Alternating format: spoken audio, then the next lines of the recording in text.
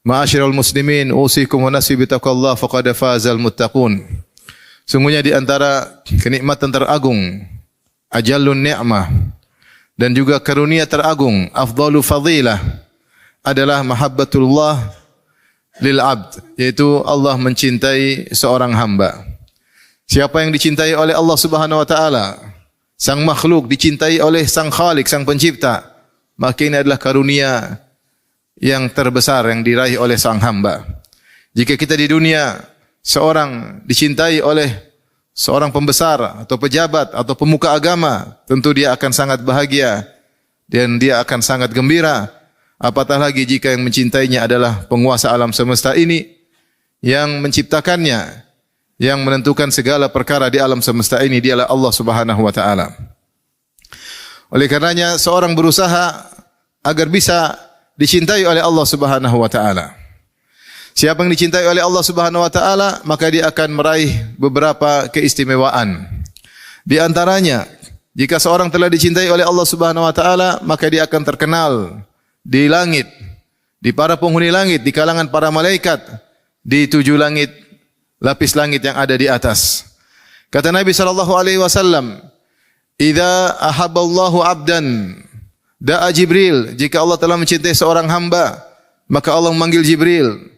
Fayaqul, maka Allah berkata kepada Jibril, "Ya Jibril, inni uhibbu fulanan." Sungguhnya aku telah mencintai si fulan, wahai Jibril. Fa ahibbah, maka cintailah dia.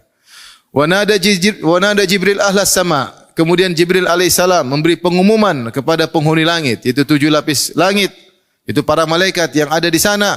Maka Jibril berkata, "Innallaha ahabba fulanan fa ahibbuh." Sungguhnya Allah telah mencintai si fulan, maka cintailah dia. Fa ahabbahu ahlus sama, maka seluruh penghuni langit pun mencintai hamba Allah tersebut. Fa yudha'u lahul qabul fil ard. Kemudian pun orang-orang beriman di atas muka bumi pun akan mencintainya.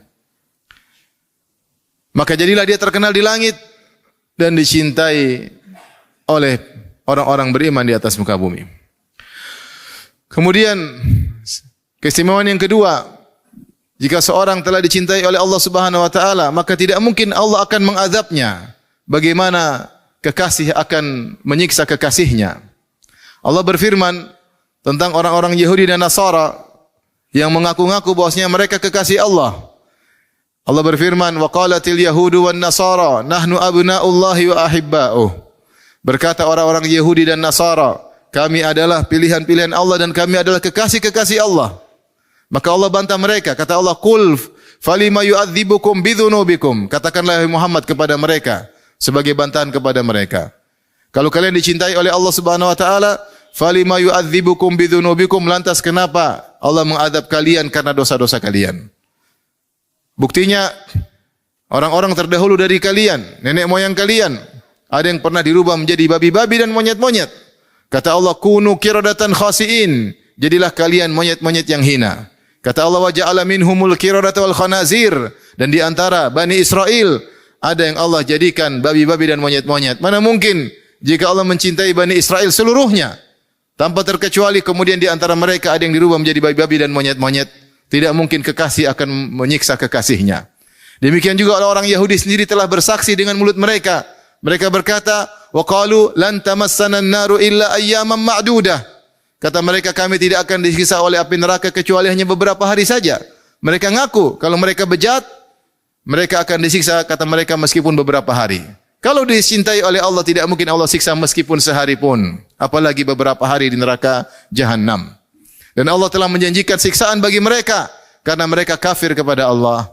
Maka ini dalil bahwasanya Allah tidak mungkin mengadab hamba yang dicintai oleh Allah Subhanahu wa taala, karena kekasih tidak akan menyiksa kekasihnya. Di antara keistimewaan orang yang dicintai oleh Allah Subhanahu wa taala, maka Allah akan membimbingnya. Dia pandangannya akan dibimbing oleh Allah Subhanahu wa taala, pendengarannya akan dibimbing oleh Allah Subhanahu wa taala. Dia tidak akan betah melihat yang haram. Dia tidak akan betah mendengar yang haram. Dia tidak akan betah berkata-kata yang haram. Dalam hadis qudsi kata Allah Subhanahu wa taala, "Wala yazalu 'abdi yataqarrabu ilayya bin nawafil hatta uhibbah."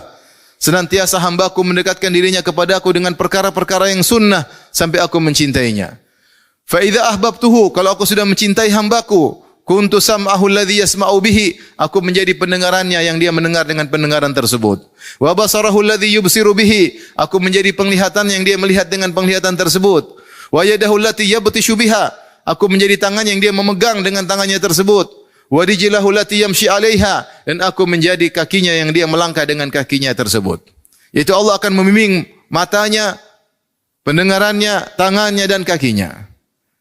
Sehingga dia senantiasa ingin dengan kebaikan dan dia tidak betah jika melakukan hal-hal yang haram. Dalam sebagian riwayat, kuntu qalbahu alladhi yaqilu bihi wa lisanahu alladhi yantiqu bihi, aku akan menjadi hatinya yang dia berfikir dengan hatinya tersebut, dan aku menjadi lisannya yang dia berbicara dengan lisannya tersebut. Orang yang dicintai oleh Allah, dia tidak menjadikan pikirannya liar untuk memikirkan hal-hal yang tidak bermanfaat, tapi pikirannya diarahkan oleh Allah Subhanahu wa taala untuk memikirkan yang baik-baik karena dia dicintai oleh Allah Subhanahu wa taala. Orang yang dicintai oleh Allah tidak dijadikan lisannya liar untuk berbicara sesukanya, seenaknya, karena dia dicintai oleh Allah Subhanahu wa taala, maka lisannya dibimbing oleh Allah Subhanahu wa taala. Allah tidak akan biarkan jari-jarinya mengetik dengan ketikan yang dia sukai, tetapi dia akan mengetik kata-kata yang baik yang karena dia dibimbing oleh Allah Subhanahu wa taala. Ma'asyiral muslimin, akan tapi orang yang dicintai oleh Allah Subhanahu wa taala ternyata dijanjikan untuk diuji oleh Allah Subhanahu wa taala. Nabi sallallahu alaihi wasallam bersabda, "Innallaha idza ahabba qauman ibtalahum." Sungguhnya Allah jika mencintai suatu kaum, maka Allah akan menguji mereka. Allah menguji mereka karena Allah sayang kepada mereka, agar mereka semakin tinggi level iman mereka, sehingga mereka semakin dekat dengan Allah Subhanahu wa taala, dan mereka semakin merasakan keindahan nikmat ibadah kepada Allah Subhanahu wa taala. Oleh karenanya, jika orang semakin imannya semakin tinggi, semakin dicintai oleh Allah, maka ujiannya semakin berat. Rasulullah SAW pernah ditanya, "Man asyadun nasi bala'an?" Ya Rasulullah, siapa orang yang paling berat ujiannya? Kata Nabi SAW, "Asyadun nasi bala'an al-anbiya." Orang yang paling berat ujiannya yaitu para nabi, karena mereka yang paling dicintai oleh Allah Subhanahu wa taala. Thumma salihun, kemudian orang-orang saleh. Thummal amsal fal amsal, kemudian berikutnya dan berikutnya sesuai dengan kadar keimanannya. Maka seorang berusaha untuk meraih cinta Allah kepadanya, agar jika dia telah dicintai oleh Allah Subhanahu wa taala, dia akan bahagia di dunia, terlebih lagi di akhirat kelak. Ma'asyiral muslimin, secara umum segala amalan soleh yang kita lakukan membuat kita semakin dicintai oleh Allah, dan segala maksiat yang kita terjang, yang kita lakukan semakin menjauhkan kita dari cinta Allah kepada kita. Akan tetapi di sana ada amal-amal khusus yang secara spesifik disebutkan dalam Al-Quran maupun Sunnah. Siapa yang melakukannya, maka dia akan dicintai oleh Allah Subhanahu wa taala. Di antara amalan-amalan tersebut adalah bertakwa kepada Allah Subhanahu wa taala. Allah berfirman, "Wallahu yuhibbul muttaqin." Allah mencintai orang yang bertakwa, yaitu takwa menjalankan amalan saleh dan meninggalkan maksiat. Di antaranya Allah yuhibbul mutawakkilin. Sungguhnya Allah mencintai orang-orang yang bertawakal. Semakin seorang senantiasa menyadarkan dirinya kepada Allah, tidak bergantung kepada makhluk, bahkan tidak bergantung kepada dirinya sendiri, tapi senantiasa dia bergantung kepada Allah dalam segala hal, dalam segala kegiatan, baik perkara dunia maupun ibadahnya, maka dia semakin dicintai oleh Allah Subhanahu wa taala. Dan di antara doa Nabi sallallahu alaihi wasallam, "Ya Hayyu ya Qayyum bi rahmatika astaghits, fa aslih li sya'ni kullah wa la takilni ila nafsi tarfata ain." Wahai Al-Hayyu yang maha hidup, Qayyum yang maha menegakkan segalanya, maha tegak dan menegakkan segalanya.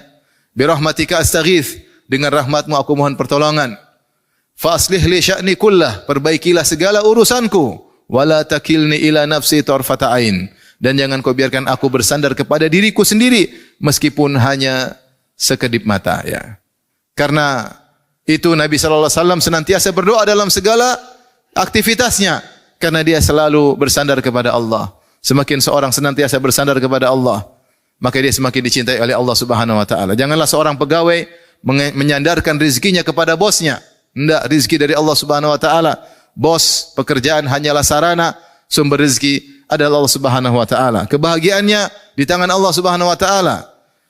Keberuntungannya di tangan Allah Subhanahu wa taala.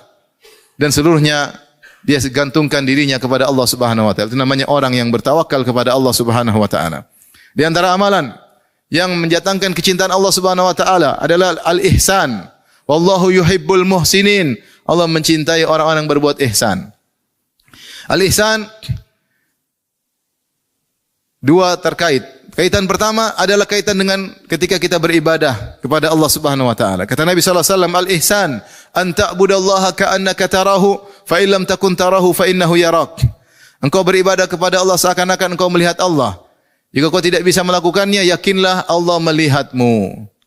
Kapan kita beraktivitas dan kita merasa Allah mengawasi kita, maka itu adalah ihsan.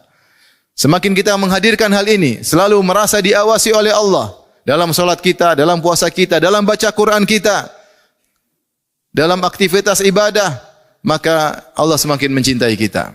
Ini makna ihsan.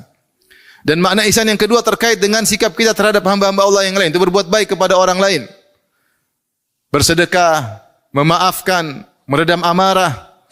Kata Allah Subhanahu wa taala, "Uiddat lil muttaqin." Surga kami siapkan bagi orang yang bertakwa. Siapa mereka orang bertakwa tersebut? Kata Allah, "Alladzina yunfiquna fis sarra'i wad dharra'i wal kadhimina al ghaidha wal 'afina 'anil nas, wallahu yuhibbul muhsinin." Orang-orang bertakwa yaitu orang-orang yang senantiasa berinfak. Dalam kondisi lapang mereka berinfak. Dalam kondisi sulit mereka juga tetap berinfak meskipun nominalnya mungkin lebih sedikit. Wal kadhiminal ghaidh, mereka meredam amarah. Meredam amarah karena Allah Subhanahu wa taala. Wal 'afina 'anil nas, dan mereka memaafkan orang lain yang menzalimi mereka. Mereka maafkan karena Allah Subhanahu wa taala. Setelah itu Allah berfirman, "Wallahu yuhibbul muhsinin." Allah mencintai orang berbuat ihsan. Kita berbuat ihsan sama orang lain, maafkan dia. Jangan emosi kepada dia. Berbuat baik kepadanya. Berbuat baik kepada orang lain. Jangan pelit sama orang lain. Berbuat baik kepada kerabat. Maka semakin kita berbuat baik, maka kita dicintai oleh Allah Subhanahu wa taala. Apatah lagi jika seorang sedang berbuat baik, dia menghadirkan dalam dirinya bahwasanya Allah sedang melihatnya. Ketika dia berbuat baik kepada adiknya, kepada kakaknya, kepada kerabatnya, dia tahu Allah sedang menilai saya. Maka dia semakin dicintai oleh Allah Subhanahu wa taala. Di antara amal yang menjadikan dicintai oleh Allah Subhanahu wa taala, wallahu yuhibbul muqsitin. Allah mencintai orang-orang yang berbuat adil. Berbuat adil dalam perkataannya, dalam perbuatannya. Tidak pandang bulu dalam keadilannya. Tidak membela keluarganya, tidak membela kerabatnya, tidak membela kawannya, tapi dia bersikap adil dalam bersikap karena Allah Subhanahu wa taala, maka Allah pun mencintainya. Dan di antara amalan yang sangat agung yang menjadikan seorang dicintai oleh Allah Subhanahu wa taala adalah sabar. Allah berfirman, "Wallahu yuhibbus sabirin." Sungguhnya Allah mencintai orang-orang yang sabar. Ma'asyiral muslimin, dalam kehidupan ini banyak sekali perkara-perkara yang tidak sesuai dengan yang kita inginkan. Kita tidak sedang di surga. Yang kita inginkan semua akan terkabulkan. Yang kita hasratkan semua akan diberikan oleh Allah Subhanahu wa taala. Kita sedang hidup di dunia darul ibtila, negeri tempat ujian yang Allah menciptakan kita memang untuk diuji, dan Allah menyiapkan sarana dan prasarana untuk bahan menguji kita. Maka banyak perkara yang tidak sesuai dengan keinginan kita. Banyak cita-cita kita yang meleset tidak sesuai dengan harapan kita. Maka bersabarlah. Sungguhnya orang yang bersabar maka dicintai oleh Allah Subhanahu wa taala. Semakin kita bersabar, semakin dicintai oleh Allah Subhanahu wa taala. Wallahu yuhibbus sabirin. Allah mencintai orang yang bersabar. Anda ingin dicintai oleh Allah? Sabar. Anda ingin Allah jauh dari Anda? Tidak usah bersabar.